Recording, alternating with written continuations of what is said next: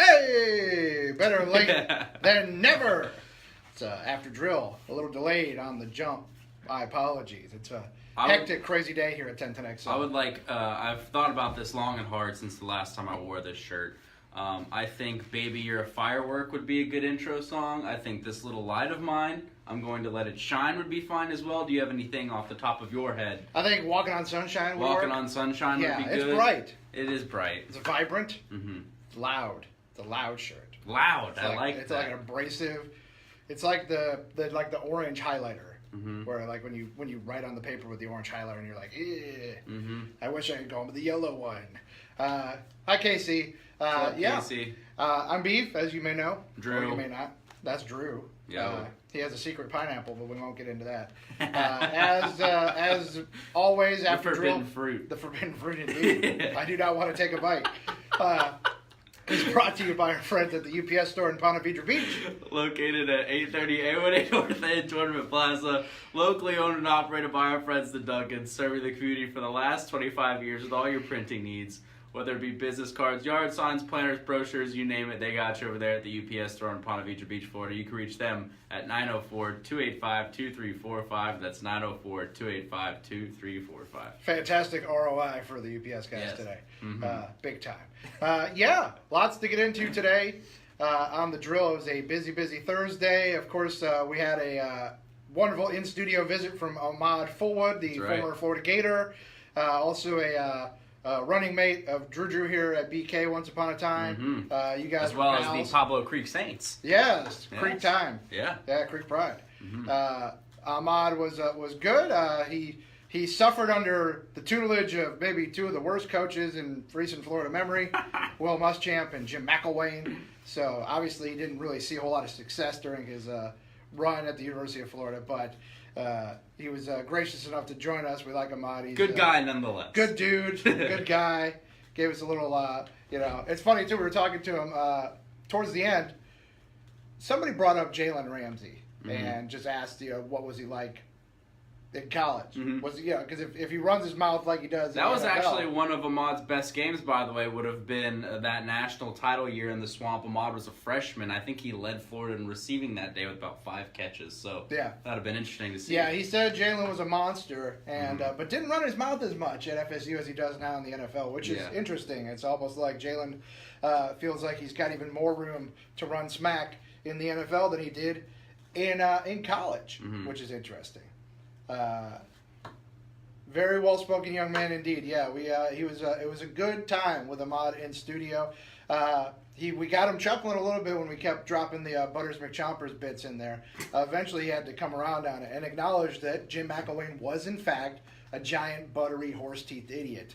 And eventually, he came on board. And now he didn't use those words specifically, but I felt like his laughter was a sort of kind of a loose, acceptance of how we've glossed the former Florida head coach. Also, yesterday, the hot stove burning. Major League Baseball trade deadline still 2 weeks away, but Manny Machado is on the move. Well, I guess less than 2 weeks now, Drew. Manny Machado officially on the move. He's officially a L.A. Dodger. The Orioles get a package of 5 prospects from L.A., one real blue chipper, and you kind of go like this with the rest and hope for the best if you're Baltimore. Machado, you would figure, would probably end up inking long-term in L.A. and staying a Dodger for the long haul, but we'll see how that goes when the season is over. It's a dangerous bat to throw in the middle of an already dangerous L.A. lineup, and with Clayton Kershaw coming back healthy, it sure makes them look real scary down the second half of the baseball season. It's just one of those things for the Dodgers, man. You got them for at least 66 games in a postseason run, and if that's all you get, you better come out of it with a ring, or it just wasn't worth it. I mean, well, right, and and if you're Baltimore, you got one legitimate prospect for a guy that you had to trade. You had to. So the fact that you got that, you were going to get a compository pick when he walked out the door at the end of the year. So you got value. In a move you had to make, you got value. So I think it was a good deal for both parties, and you figure Machado will end up re-signing in L.A. because they've shown they're like the Yankees. They'll open up the Brinks truck and whatever it takes. It's always like this with baseball fans, because the problem here is with these trades is most people have no idea who is even being traded. So first reaction from a lot of people on Twitter is, "Oh, Orioles, what idiots!" Then get in. But this is That's how how it baseball goes. trades work. You get a bunch of guys. Right. Like I always bring up the deal the Mets made with the Tigers for Cespedes, and they gave away Fulmer. At the time, everyone was like, "Who the hell is Fulmer?" Well, Fulmer was the AL Rookie of the Year about a year ago. Been an All-Star. He's a really good pitcher. Oh, Jonathan's going to the Wow. Cubs game this Okay. weekend. Yeah, it's a 5-4 game set for the Cubs and Cardinals as Nice. they make it up for some rainouts. There So, will be blood. there will be blood shed. Mhm. Hopefully, there will be a lot of. We'll drink on the blood of the baby red. Yeah, I bird. want to take a little red bird. I want to put the little red bird head in this hand and the body of the red bird in this hand, and then very violently do this. Mhm. I hate the Cardinals so much. Hate them so much. So it'll be a good time.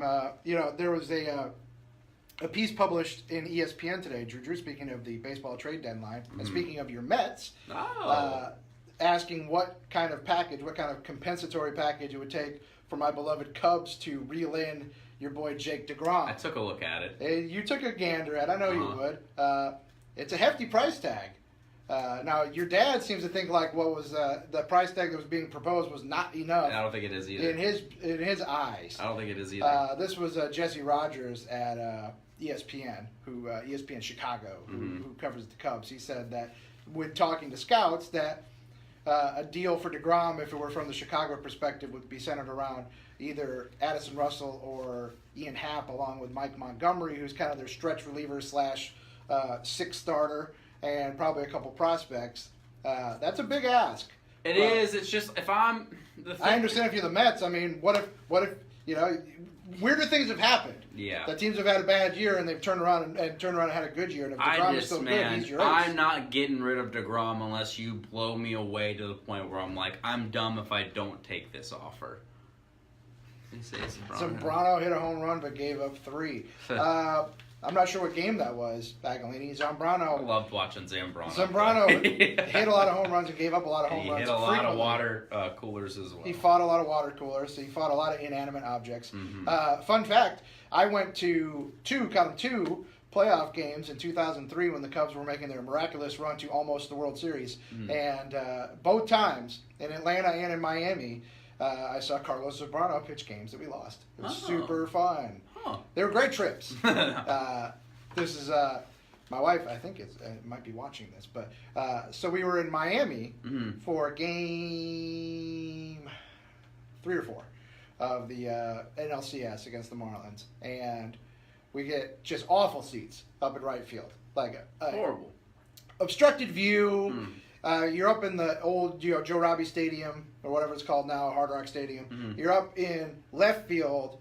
And you literally, like, looking down, you can't see the outfield or third base or second base. Okay. Like, you can see just the smidge of the infield dirt and none of, like, left field or left center. Huh. Can't see any of it. Awful seats, but it's what they opened up. It was already sold out, and then when Right. they opened up seats, it's like that's what you could get. Yeah. So we went to the game, and we get up to our seats. They're terrible seats.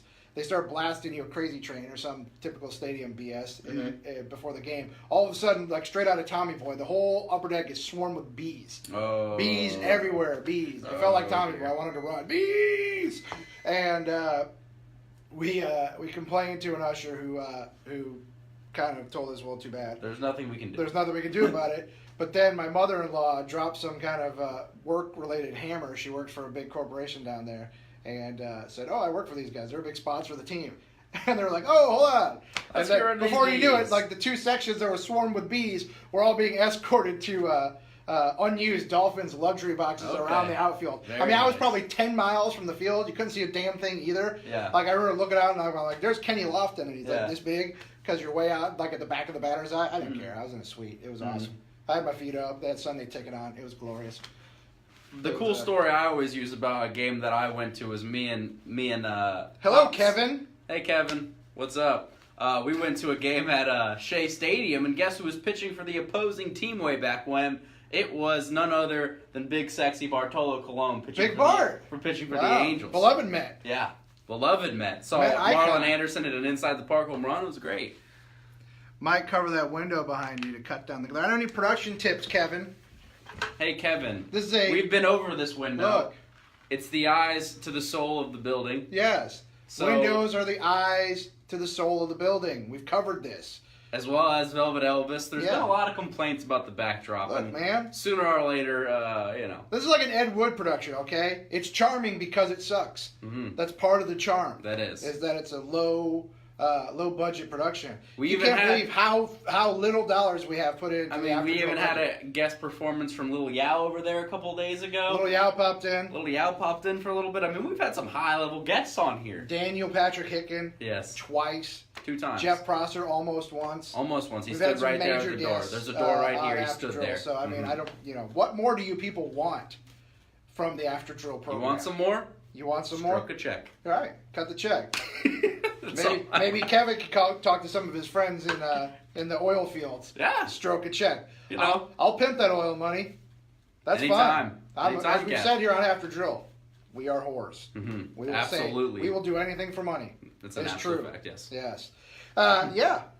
So, This is if you don't like the window, great news for you is this is our last After Drill in the at the ranch for a couple weeks, as we'll be shifting gears. We were talking about this yesterday. We'll be broadcasting from Parts Unknown for a couple weeks while they do some work over here outside the building. So pray for us as we try to survive. We'll just be harrowing conditions in another location. We'll Not be really. We're actually being very well taken care of, but it'll be a new experience, and we'll do our best. next week we'll play Guess Where the Hell We Are. Live from Alaska. Almost. We're on an Alaskan cruise. For some people in the building, I won't name names, it'll feel almost as foreign as going to Alaska. I'll just say that. It'll be uncomfortable avenue for some members of the team here, as they'll be in foreign. That is your one and only clue. and possibly even hostile territory for one member of the drill team, He'll be brown bagging his way as into- well as one into member of the studio. afternoon squad. May be uncomfortable Oh, as they're in dear. enemy territory. Oh no! But we won't. I didn't even think about Afternoon Squad. Afternoon Squad. We got the lead. Mortal enemies. Oh my gosh! Oh, it feels like a Steven Seagal movie This is awesome. on deadly ground. We'll have to go behind the scenes a little bit. Jeff. Oh, I see Beef doing the show at a gentleman's bar. That's not my bag, man. Unless they've got a good buffet, That's so fair. Cause I mean, let's be honest, man.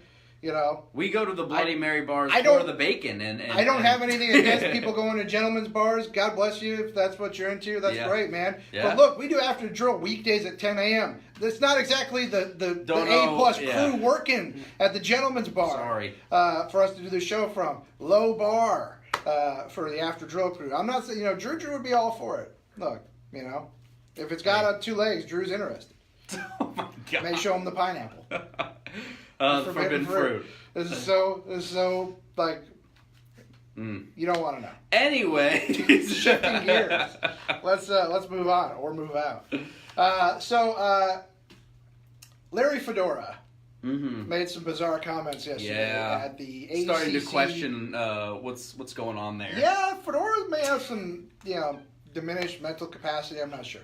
Larry at the ACC kickoff, as they call it, where Joe C. and Rick Ballou are up broadcasting again That's right.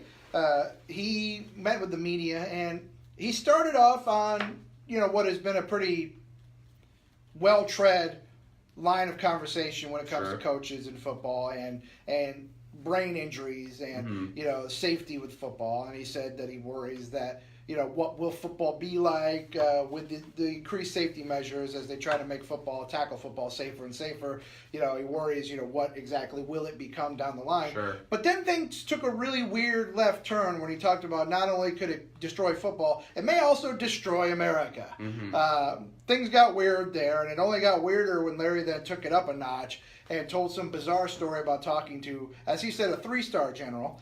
His eyes then lit up red, and we realized that Larry Fedora has now been possessed by something we don't know. Yeah, I think Larry might be working for Hydra. I'm not sure. Don't but know Larry what's claims going that on. a 3-star general told him that the reason America's military is powerful is because we're the only country that plays tackle football. We are also the only country that plays cornhole.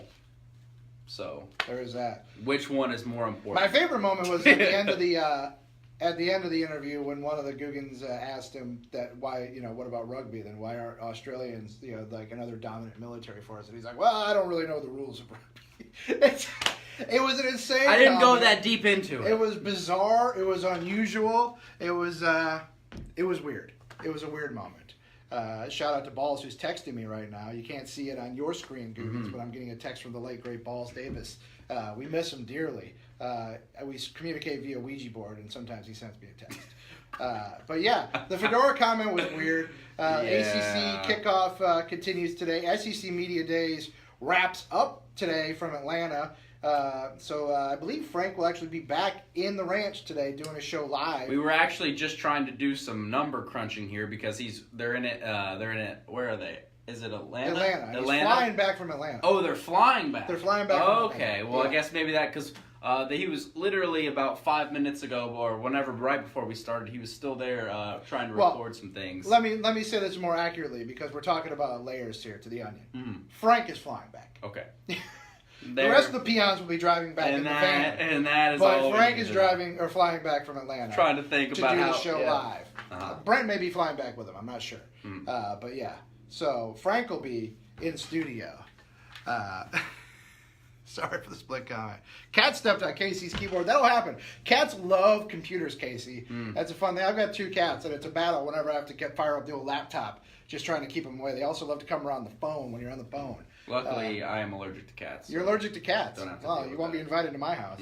It's Sorry. too bad. Mrs. Beef won't be able to check out the pineapple. That's Oh, no.